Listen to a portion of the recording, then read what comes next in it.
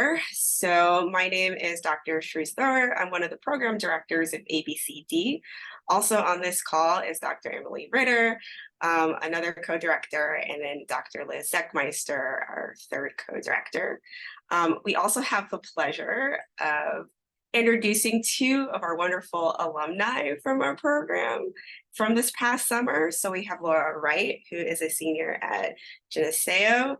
And then we also have Isaiah Means, who's a sophomore at Claflin.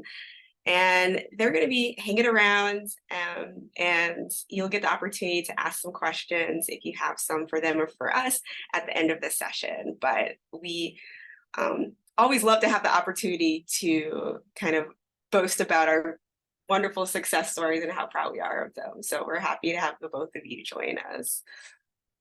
So here are the things that we're going to talk about today in this information session. The first question we're going to ask is, what does a PhD in political science actually entail? We're going to answer the question of how exactly you prepare for graduate school.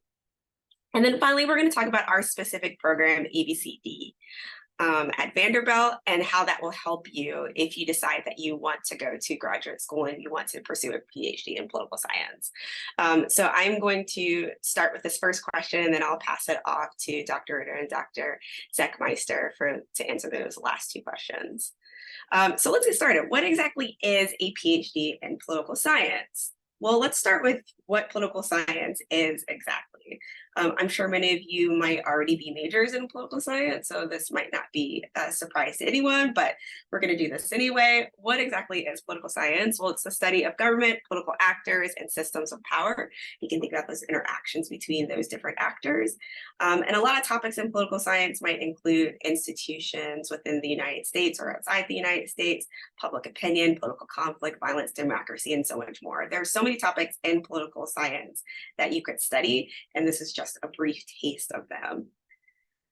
So if you're interested in political science, you might think about wanting to pursue a PhD. So what exactly is that? What does that entail? So first, our most basic definition of PhD stands for a Doctor of Philosophy. So this is an advanced degree that you can get in graduate school if you want to keep pursuing the study of political science. So in a PhD program, you'll receive training on how to conduct research in political science and also how to teach in political science. And when you're conducting research, you're thinking about developing theories to answer big questions that you might have in this area of political science. And again, there could be such a wide array of questions that you might have. And then when you develop theories to answer those big questions that you have, you can test those theories with some sort of systematic analysis. So this could be through case studies, through doing interviews. You can collect a lot of data and do some statistical analysis to analyze that data. So there are a lot of different ways, but fundamentally, it's about thinking about how to develop theories in political science and also how to test those theories to see if they're correct. So how exactly do you get a PhD in political science? What else does that entail?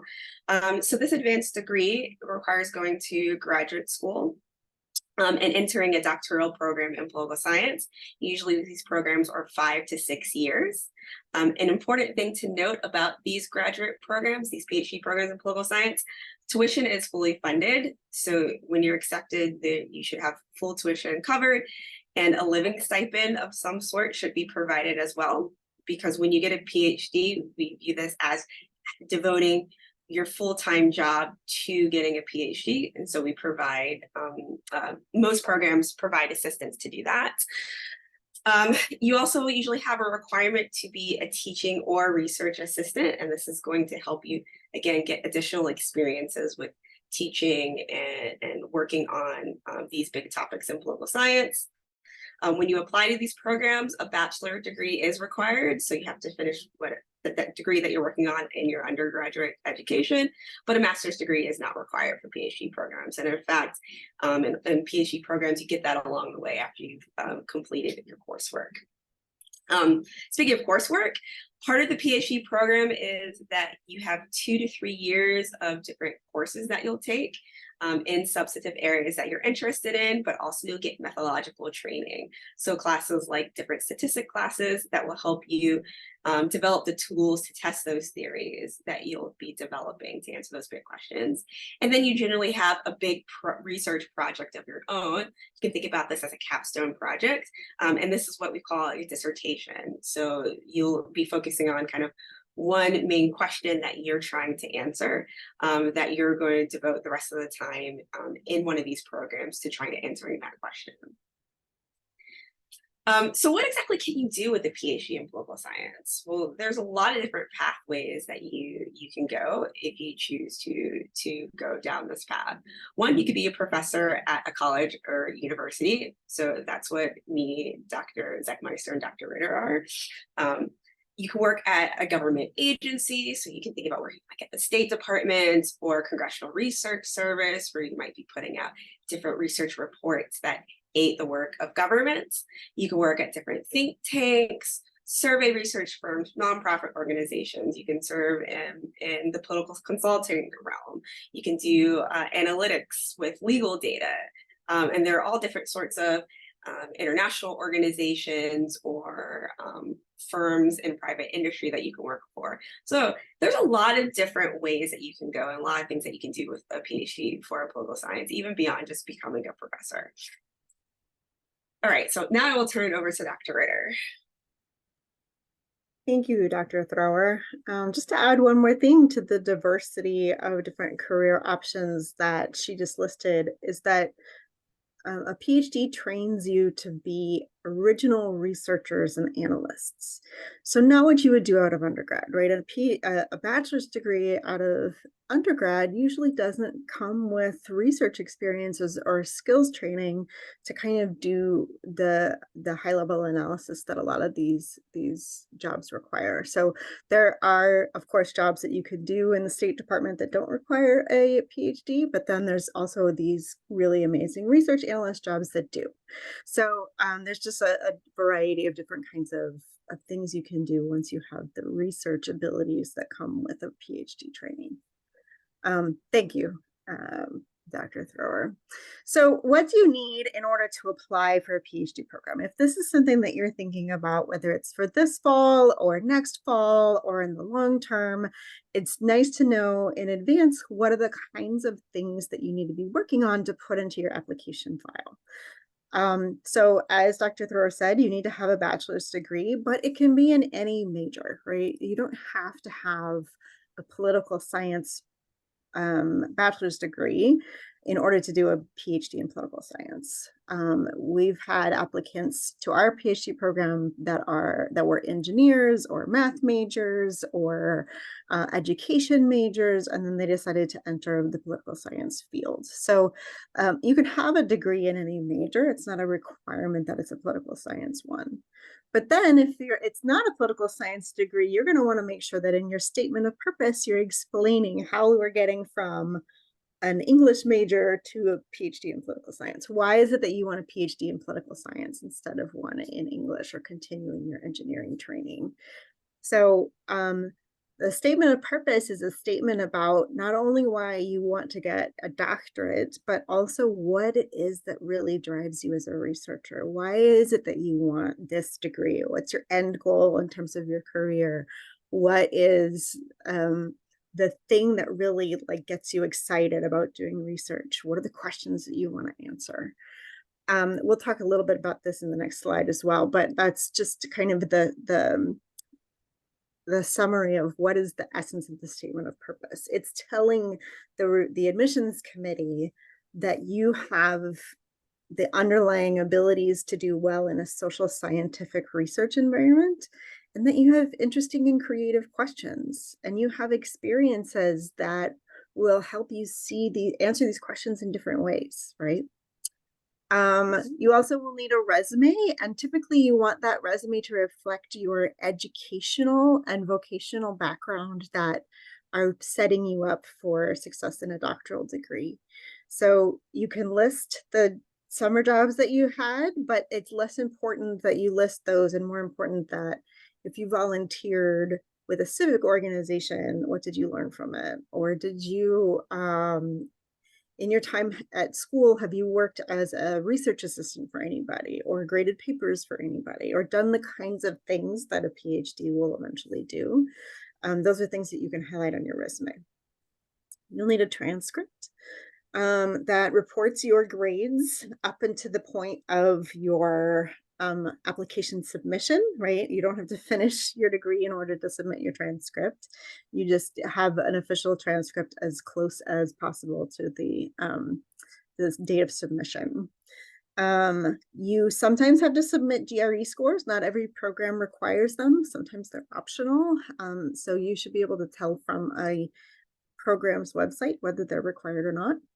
You should get 3 letters of recommendation, ideally from faculty members who can speak to your abilities to do well in a graduate program, and a writing sample. And that writing sample doesn't have to be a political science one, but it should be analytical to show that you can think about, you can offer a hypothesis or a thesis and then analyze that thesis with evidence. So what is it that admissions, can you back up one? What are admissions committees looking for when they're looking at all these items in your application? They're looking for a passion for research in political science, not a passion to work in a lab somewhere because you like to learn about political science, but you want to do your own original research. And so conveying that through your experiences in your packet, or the way that you ask questions, or the way you see patterns and try to analyze them, show that there's a real passion for research in political science. You want to demonstrate in your application that there's a connection between the things that you're interested in and what the faculty in that program are interested in, right? What is it that they are experts in? And is that the kind of thing that you want to study? And how do you match those together? They are looking for any evidence of experience conducting research, even if that's in a psychology lab or a biology lab. It's okay if it has emerged in different spaces. Maybe it's an honors thesis. So it could be in your writing sample and in your statement of purpose, this evidence that you have worked as a researcher in any kind of capacity. Show that you have a capacity for the comparative analysis of evidence, that you see evidence and can think about, what would the alternative be? How would we control for things, etc. And that you have the potential to thrive in a PhD program, that you like hard work, that you like creative thinking, that you will do well in a PhD program overall. So to prepare for graduate school, some of the things that you can do now, if you're a sophomore, a junior, to kind of prepare for that, is to think about what courses will signal these things to an admissions committee. You should take some substantive courses on political science topics, even if they're not in your major. Maybe you want to add a minor in political science, even though you want to keep your major in civil engineering or something like that, right? You should take a few methods courses. The kinds of methods that we use in political science include statistical analysis, game theory or economic analysis, computer programming, and you can take those courses in other majors, right? You can take those courses in education schools, in economics, in sociology, and the methods would still apply to you, right? So we would know that you could do well in those courses. You can also take summer programs if your school doesn't offer these kinds of courses. You should think about how you can conduct research projects, whether that's in your major or outside of your major. Can you approach a faculty member and see if they would like assistance in their own research, apply for honors theses or write a thesis in your classes, etc. You could work and volunteer in political adjacent or research organizations. These aren't requirements for an application, but they are ways to signal what you're interested in and how you think about things. So these are some options for putting together a really good application. And you can attend research conferences, right? You can present things as an undergraduate if you're co-authoring with a faculty member. Maybe you have your own project get a faculty member to sponsor you and help you through the process of attending a research conference. What's nice about a research experience for undergraduates, like the one that we offer at Vanderbilt and are offered in a few other places, is that REUs provide some of these opportunities. And to that, we're going to turn it over. I'm going to talk about what an REU is, and then Dr. Liz Zechmeister is going to give us some more. So an REU is a research experience for undergraduates. It's funded by the National Science Foundation, or the NSF. These are programs for undergraduates to actively participate in independent research projects, right? So it's a chance for you to work in a lab or to work with faculty as a research assistant, or to create your own research project in the course of a structured summer. Students receive training on research skills, from designing a question and designing a study to how do you do statistical analysis, et cetera. And different REU programs focus on different kinds of research and have different things that they offer to different students. So there are REUs in lots of different disciplines, from the natural sciences to the social sciences, and they work in different ways. So it's worth thinking about a couple of different options, but they can offer you these experiences that look good in your application and also teach you whether or not a PhD is the way you want to go. So with that, I'm going to turn over to Dr. Zechmeister. Okay, thanks so much. So I'm going to talk about the REU program that we're leading here at Vanderbilt University. This program is officially called the Accountability, Behavior, and Conflict in Democratic Politics, REU, and we shorten that to ABCD REU, or just the Vanderbilt Political Science REU. And that said, there's a reason for the long name, and I'm going to return to that in a minute. But first, let's go to the next slide, and I'll just review what are the three core objectives of an REU. These objectives on the screen here are common to most REU programs. So the first goal is to provide a mentored research experience to all participants. The second goal is to build research relevant interests and skills. And the third is to prepare students and support students who are interested in career paths that involve research in some way, whether that's in a faculty position at a university or in a position outside of academia that relies heavily on research skills. While these goals are at the core of most REU experiences, they're tailored to the specific programs and disciplines in which an REU sits. And of course, ours is tailored around political science. Our REU, this ABCD REU, is an on-site 8-week program at Vanderbilt University. Vanderbilt, our university, is located in Nashville, Tennessee. Students in the program stay in residential halls on Vanderbilt's campus for the duration of those 8 weeks. And the REU program itself is located inside our political science department in the building that you see pictured here. This coming year, the program dates are June 3rd to July 26th. It says 2024, but that should be, or it says 2023, that should be 2024. We're not going to go back in time. Students are required to be in residence and engaged in events during those 8 weeks. Now, there are some students who are on quarter systems that have a calendar of classes that will run up against our start date, and that is okay. So we will make an exception for students on the quarter system. It won't count against you. Just let us know so that we can work around that type of conflict if you apply and are accepted into the program.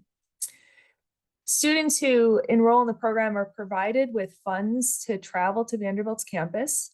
They're provided with housing on campus, and they receive a stipend to cover basic living expenses for the 8 weeks of the program.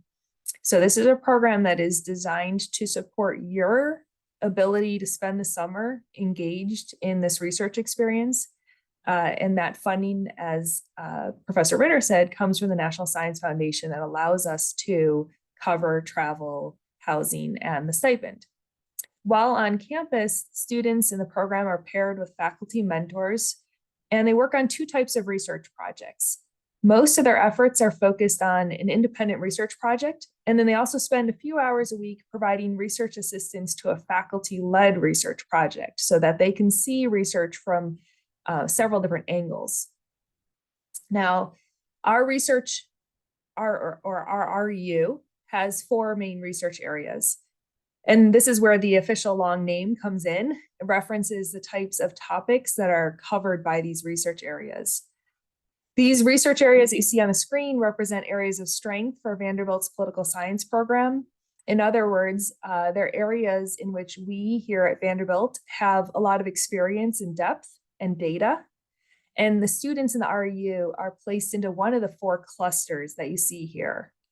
The questions that you see following each underlined topic area are there to provide you with a sense of the big picture questions that relate to each topic area. What students in the program do then is they work on a narrower research question that's related to that overarching topic area, right? Any of these questions here on the screen are dissertation worthy, book length research project worthy, and the students in the program are going to design out smaller research projects that are feasible for an 8-week period. When you apply, sorry, I'm still in the prior slide. When you apply, we'll ask you to select one of these topic areas. And I just want to note that you don't need to have taken classes or conducted research in one of these areas, and you do not need to have a specific question that you want to pursue.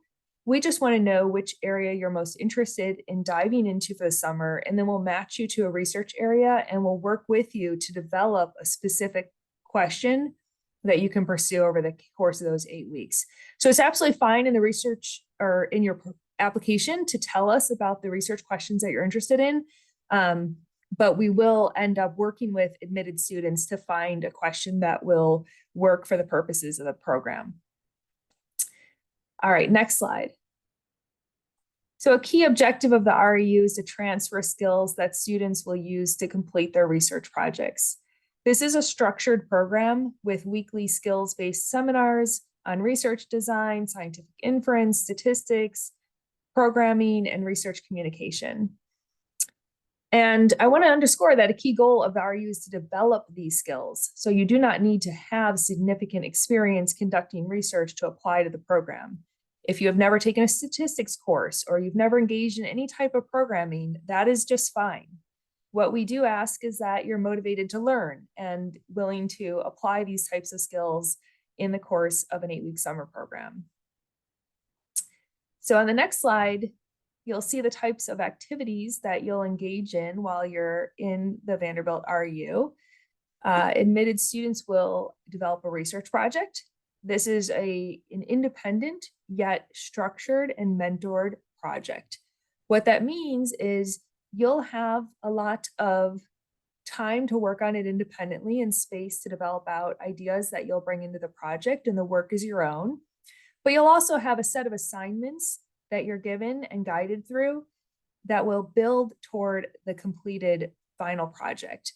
And you'll be mentored and have opportunities for additional mentoring along the way. You'll also collaborate on a faculty-led research project, working a small number of hours as a research assistant so that you can experience research from that perspective. And you'll engage in classes, career panels, research workshops, and more. And students who are admitted into the program can expect to receive a calendar of these activities that's shared with the participants at the beginning of the summer, and that becomes our sort of curriculum effectively for the program. So this slide is focused on the types of people that you'll engage with within the REU. The ABCD REU is led by the 3 of us. It engages with 4 research centers that are connected to Vanderbilt's political science program. The centers are listed there. You can do some research into them if you're curious, or you can ask us during the Q&A. You'll also engage with faculty mentors that are participating in the program along with the 3 of us. And you'll work with graduate student mentors who are individuals who are working on their PhDs and taking time over the course of the summer to work with students in the REU, train them, mentor to them. The program also builds a cohort among the participants. So students will engage with each other to build a productive and supportive community. And the program connects students to individuals at partner institutions, both inside and outside of academia. mostly through a set of career panels that are designed to provide a sense of the many different paths that one can take after graduate school. On the next slide, we wanted to just note a number of things that participants will gain from this type of REU, from our program or from other REU programs. This one, of course, is tailored towards ours.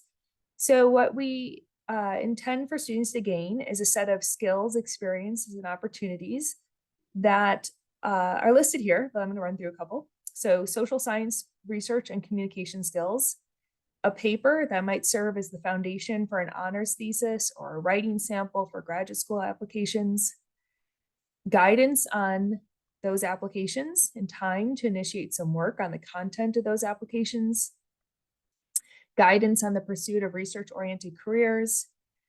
We have worked out a way to connect students to a set of free GRE lessons and discounts for the test. And students who participate in the program also get connected to a diverse set of networks, including alumni of this program, such as the two that we have here with us on the call today. So next slide is who can apply. So who's eligible to apply to the ABCD REU? As we've said, this REU is funded by the National Science Foundation, also known as the NSF. And the NSF provides funding for students who are US citizens, nationals, or permanent residents. If you're interested in the REU, but you do not fall into that category, please do apply, because from time to time, we may have the ability to secure some additional funding that does not have that same restriction. You can also reach out to us if you have questions about that. You do need to be a current undergraduate student, not only at the time of the application, but also for the duration of the summer program. And that means that the program cannot accept graduating seniors. So if you're graduating this coming May, the program is something that is not open to you. But if you're not graduating until after this coming summer, then you are eligible. As I mentioned before, no research experience is required. Our main priority in reading applications is to identify students who have the interest and the capacity to dive deeply into political science research over the course of the summer. We're looking for students who can work hard, students who are curious about research in general and in political science in particular, and students who can work both independently and in collaborative ways. We're interested in recruiting a diverse set of applications and bringing in a diverse cohort. So what does that mean for you who are here on this webinar or watching this after we've recorded it and posted it? That means that if you are excited about this program, then we are excited to have the opportunity to consider your application. So please apply. How do you do that?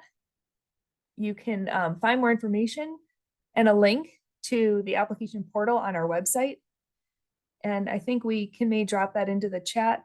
I'm not watching the chat, so I don't know if it's already there. I want to just note two things on this slide. One is we ask for a writing sample. This can be any paper that you've written for any class on any topic. So it does not have to be a political science paper. We just want to see how well you write and reason. And that means that for us, the topic is less relevant than the quality of the writing. Second, I want to note that we ask for 2 letters of recommendation, and these should come from people who know your academic potential. So for most applicants, these will be faculty members, but I want to note that they do not have to be on faculty. If you've done an internship or you've worked on a research project outside of your university, you could ask a supervisor from that experience to write a letter. We want the letters to speak to relevant past experiences, your current skill set, your motivation to learn, and your readiness for this type of intense academic experience. So anyone who's qualified as a professional to write a letter of recommendation for you is someone who could fill that role for you. The deadline is January 19th, 2024 for those applications, and we expect to make decisions in March. And that brings us to the end of our presentation. So we'll open to Q&A. I think there may already be questions in the chat. I wasn't watching it, I'm not sure, but one of my colleagues can tell me. But those who are here and do have a question, please feel free to raise your hand or just unmute and jump on in. or you can put your question into the chat. And I want to remind you that we have 2 alumni here from our program who can give you a really good boots on the ground perspective of what the program is like. So please ask away. We don't have questions in the chat, but as Hello. Dr. Beckmeister said, you can go ahead. So yeah, Diego. Yes, can you hear me? Yes. Well, I had a couple, but the first one was, is there like a set amount of admitted students they have in mind, or like accepted students, I mean? Yeah. So we our funding allows us to accept 10 students to the Okay. program. However, last year we had additional sources of funding. We could find funding in different places. And so we had 15. So you never know what's possible in terms of our ability to kind of wrangle out some more resources to bring more people in. Oh, that's great. It's a lot more than I expected. My second question was, so we already mentioned that it's open. I think it's open right now, right? Like I could in theory submit my application from now, and it closes until January. But is there like like for example, in like law schools and stuff, that there's a preference for like an early submission, or there's not? No, there's no preference for that. We will treat all applications equally as long as they're Okay. submitted by 11:59 p.m. Central Time on the 19th of January. Thank you. We do have a question in the chat that I see. Are there any resources you would recommend regarding graduate study in political science? So I guess for clarification, are you thinking about in terms of applying, in terms of like preparing for graduate study?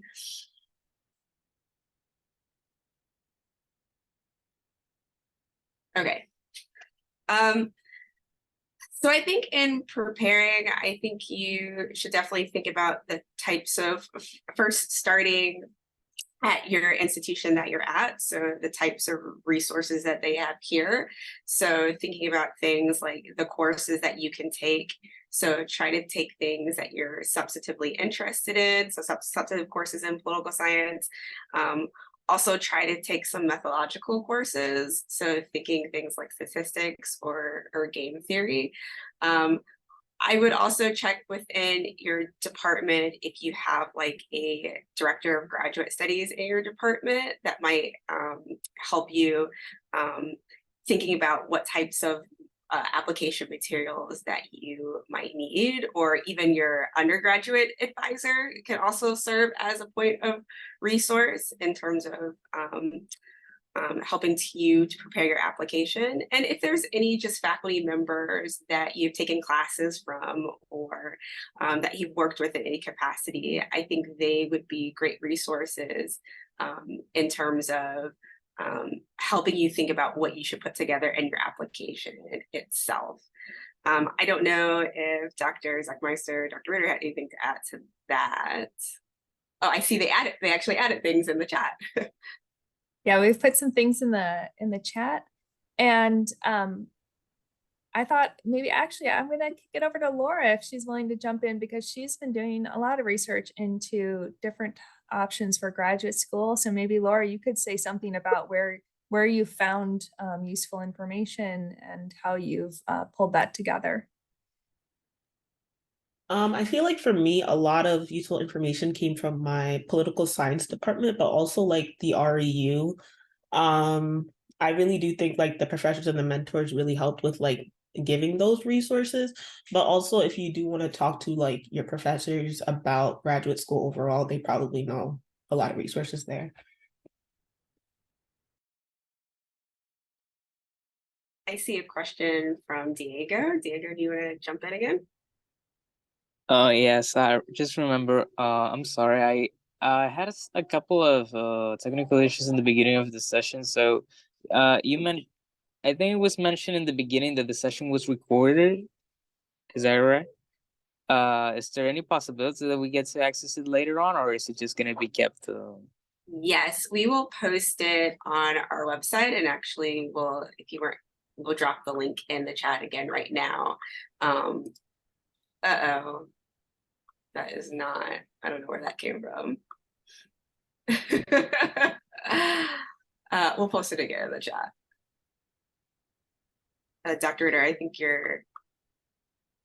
Thank you. I'll drop it again. But yeah, it has right now. It has our webinar from last year, but we're going to replace it with this one, so you can have all of the slides in the recording. Thank you. All right, I see a question from Daniel. If you want to jump in. Yeah, hi everybody.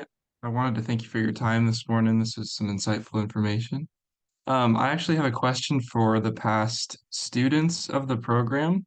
I just wondered what maybe a typical day looked like for you while you were completing this research experience. I wondered what you did in those seminars, how your research projects looked, how it looked like to collaborate, and then maybe what was the ultimate delivery on your experience, whether that was a paper or what it ended up being for you. Yeah.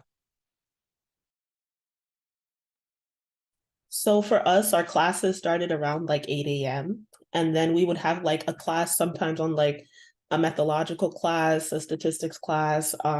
We had classes on research design. And then in the afternoon, we usually did our researches. So personally for me, my research was on how does income inequality affect the relationship between welfare policies? And yeah, do you have any other specific questions about like our days? No, that's a good overview. Yeah. I can also say that you kind of guided throughout the process as well. So there were like office hours where you could talk to some of the grad assistants about your coding homework. And there were also meetings with your mentor, so you can talk about the logistics of your project. If you needed to change some things. You got your papers looked over at the end of the process as well, which really helped. And they also looked over your posters too. So you kind of guided throughout the process as well. You're not alone while you're working on it. In addition to that, we also got the ability to get a final research paper. Personally, for mine, I'm using mine for my writing sample for graduate school and our poster presentation. Awesome. Thank you. All right, Diego, sorry, Dr. Zuckmeister, do you have something? I'm just going to follow up and say, I'm going to drop into the chat right now a link to the part of our website that has our alumni listed, and you can click through their profiles and find their posters.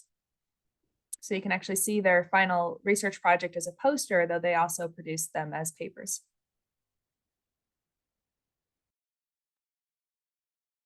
So, Diego, do you have another question? Go for it. Yeah, I had a last one for the alumni. So, I mean, to be frank, this whole opportunity seems, of course, I think it's for any poli-sci major and stuff, but really exciting. But in general, I have something of an issue really trying to properly imagine how it is. I don't know, how will you qualify the rhythm that you had over there? Will you say like it's a lot more intensive than what you will regularly have in like a semester, or do you feel like more workload in general? How do you feel? I definitely think it was intense for sure. But Okay. it like you didn't have any support. The professors were always available there to support you like at every step of the way, but they are prepping you for a PhD program, so it is more intense than undergrad for sure. Okay. Thank you. And I can also say, for those of you who do get into the program, that you should definitely work together and collaborate, because it's not something that you want to go through by yourself, and working with other people can make it a lot easier. Thank I know you. I wasn't asked the question, Diego, but I'll just also jump in and say that it is a steep learning curve, but it's a learning curve that has scaffolding all around it. So all we need from the students who are coming in is a real eagerness to learn and willingness to, sort of put yourself out there and say, yeah, I don't know this. Help me learn it. right? And be willing to put the work in the afternoons to advance your research project independently, to come seek help when you need it. But I think, you know, if you're willing to work hard, you'll find that the program is absolutely feasible. And as Isaiah said, you know, if you're willing to also build some community, you'll find that it's not only feasible, but it's enjoyable. Thank you.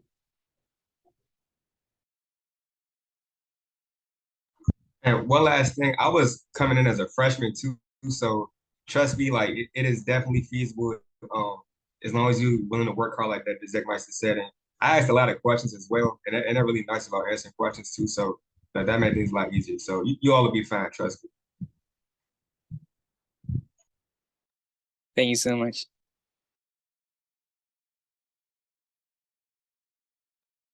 Just to add on, we also love when people ask questions as mentors. Like I think it makes it much easier to guide you if you know exactly where you're at and you're just very clear about like what your needs are and what your uncertainties are.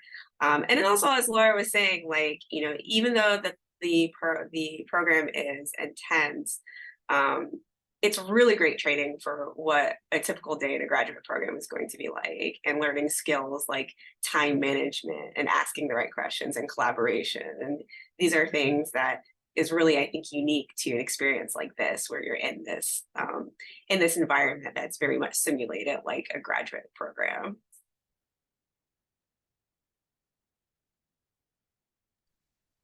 Oh, by the way, I had one more question. Sure.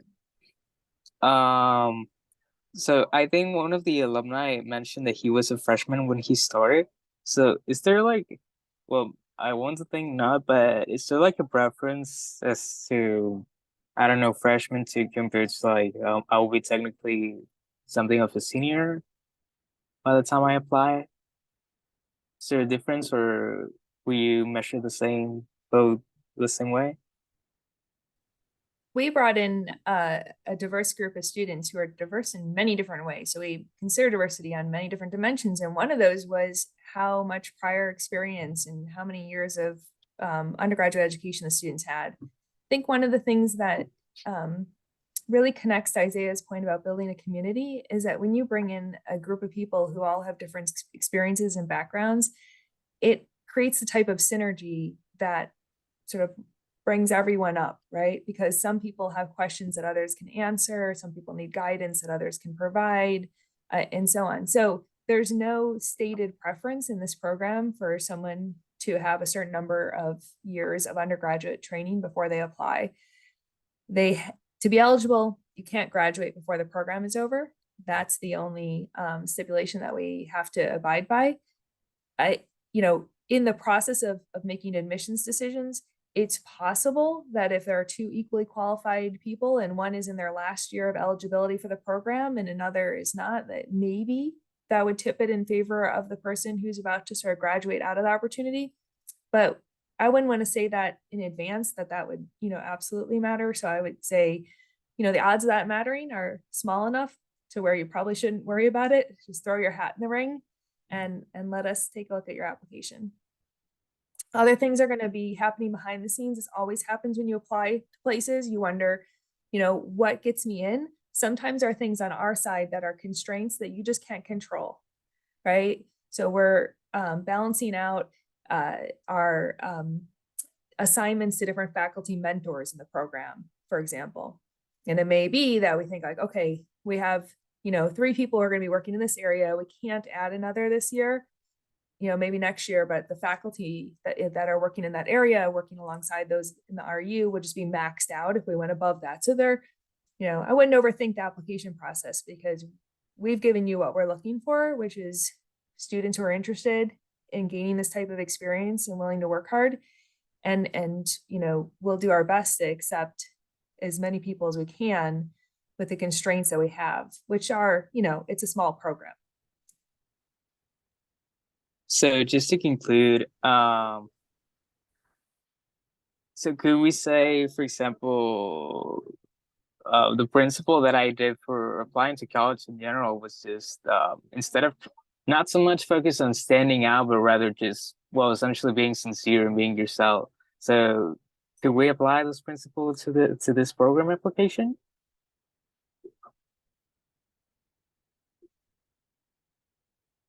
100%. That's what we want to see. Who you are as a, and the more you bring your genuine self, I think the more revealing it is about the kind of work you want to do and the why you want to do this. And so we absolutely would agree with that.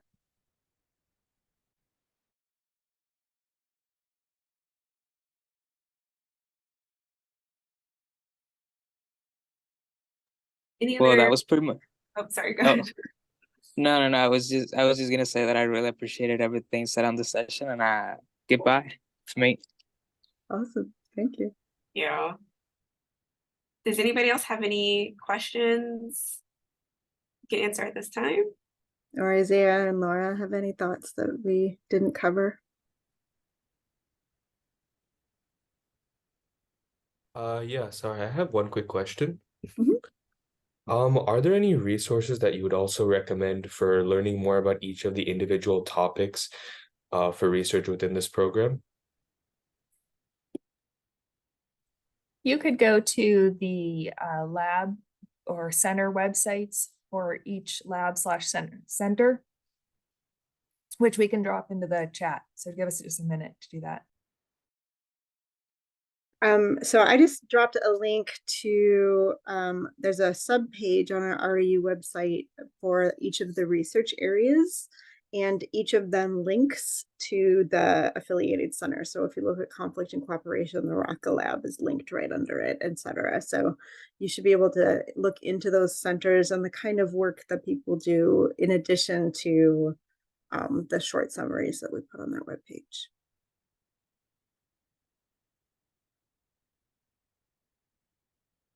Thank you all. I really appreciate it. For sure.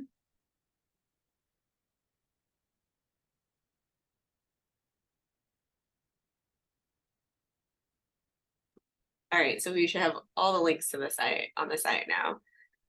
Any other final questions, final thoughts from panelists, questions from audience? All right, if there's nothing now, please feel free to reach out to us if you have any questions. Our email addresses should be on the website, or there's at least some way to contact the official REU. But yeah, feel free to reach out to us if you have any further questions. We will be sure to post this on our website, so be on the lookout for that within the next couple of days.